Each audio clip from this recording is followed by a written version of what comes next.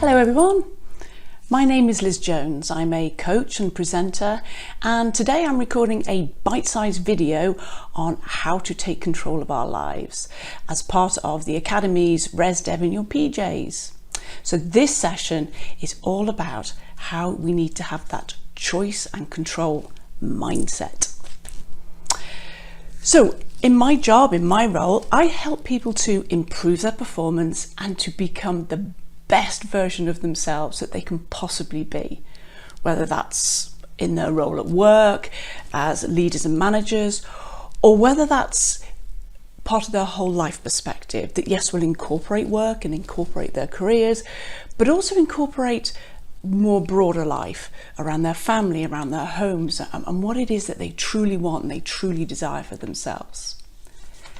But the first step in deciding what it is that we want, what that better version looks like, what the upgrade should become, is thinking about what does that look like for you in your world.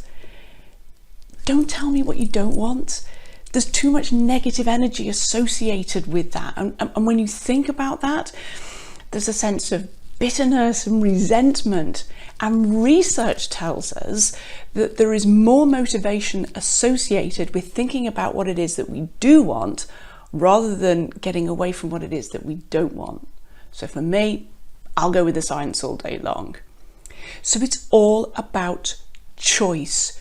Choose the life that you want to lead. Now I get it. There's kind of a notion that choice is impossible. Choice can be difficult. Hey, I've got responsibilities, I've got commitments, there are other people's demands that are pressing down on me.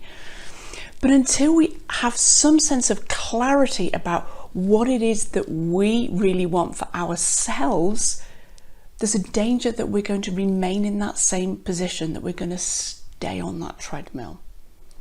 So where choice comes in is it comes in a number of ways, but the first aspect, the most important aspect, is to make that choice for yourself that you do want something different.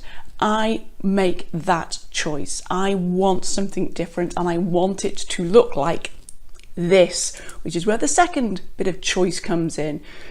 Choosing the life, the whole life that you want. But it's about making your choice about what that life looks like and what you want it to be, not what other people may wish that it is for us. So making that choice. And once we start to get that sense of clarity and we're getting a clearer picture about what that life looks like and what we've chosen that we want it to be, then when life does throw in those curveballs, we can make some broader, more discerning choices, and we can respond to situations rather than reacting to it and perhaps making decisions that would suit somebody else's agenda rather than our own. So we can choose to respond rather than react to situations. And actually, I'm going to go off a bit of a tangent here, because that notion of respond versus react actually plays a huge contributory factor to our whole sense of mental health and well-being. So in our everyday lives now, not just about the big life choices that we want to make, we should try wherever possible to respond to a situation as it arises, rather than reacting and taking that knee-jerk response or the habitual responses that we've already taken. You know, I'm talking about real day-to-day stuff here as well.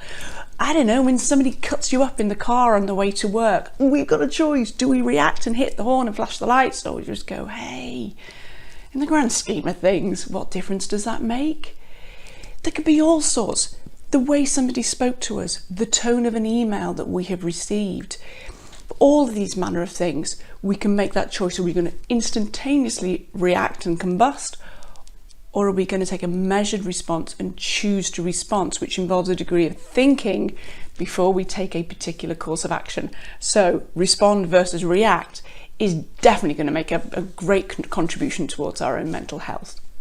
So hopefully now we're starting to get that clearer picture of what we want our whole lives to look like. And once we start to enter into that phase, there's a real sense when you start to enter into that time frame that everything just feels like it's calming down a little bit, and there's a sense of control that is starting to enter into our lives. You know what, I don't know about you, but we all lead busy lives.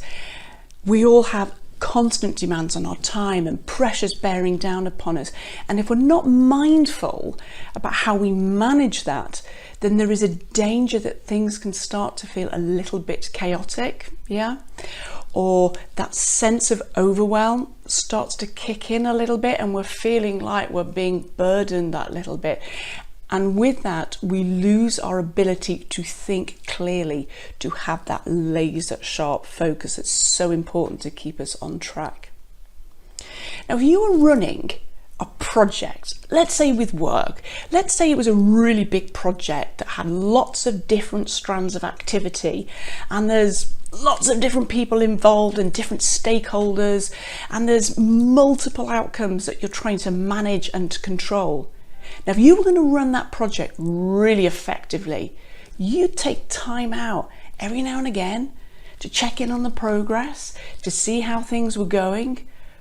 Otherwise, we kind of know that it would all start to unravel and we would start to lose control very, very quickly.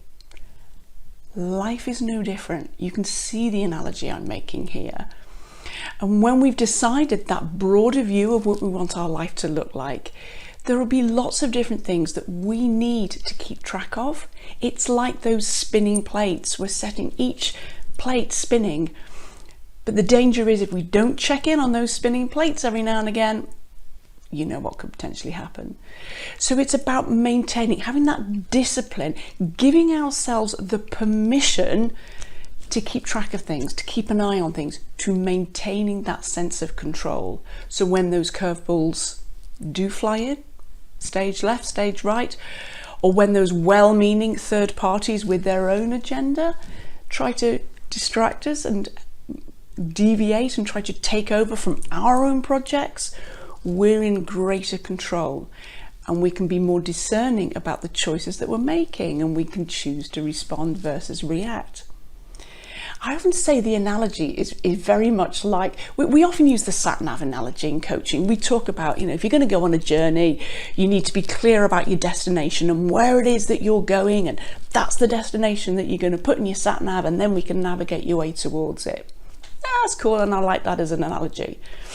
But when we're talking about control, I think of it as having the live traffic updates on your sat-nav, so that when things start to emerge, those life experiences, those curveballs, those things that just crop up out of nowhere, we can see them sometimes before they even arrive. And even when they do, we've got a really good idea of some of the detours that we can take. The successful people in this world are the ones that are absolutely clear about where they are going. They have a clear understanding about how they're going to get there, and when those challenges arise and those obstacles try and get in our way, they're the ones that are adept at navigating their way through them.